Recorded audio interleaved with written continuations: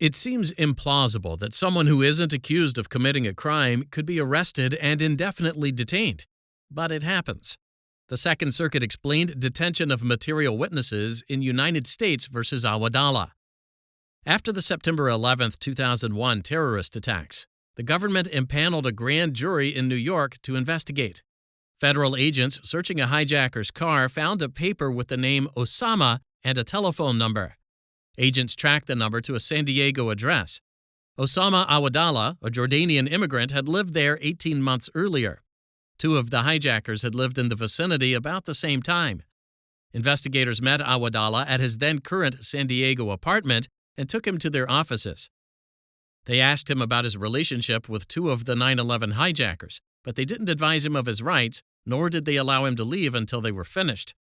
Awadallah admitted knowing one of the hijackers, but denied prior knowledge of the hijackings. The next day he said that he wouldn't return until he had a lawyer, but the investigators threatened to arrest him. Awadallah, believing he had no choice, went with them. The investigators wouldn't let him call a lawyer or a family member.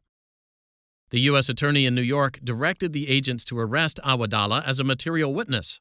A federal magistrate in California refused Awadallah bail based on his uncertain connection to a 9/11 hijacker and his extensive family ties in Jordan.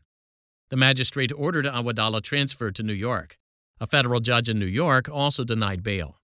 20 days after his arrest, Awadallah testified before the New York grand jury. He claimed that he didn't know the hijacker.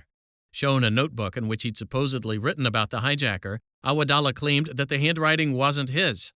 5 days later, Awadallah reappeared before the grand jury and admitted both knowing the hijacker and that the handwriting was his. Awadallah was charged with 2 counts of making false statements to the grand jury. The district court granted bail, then later ruled that the federal material witness statute didn't apply to grand jury witnesses.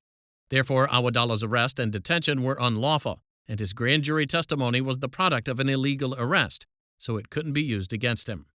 The court dismissed the indictment, and the government appealed to the Second Circuit.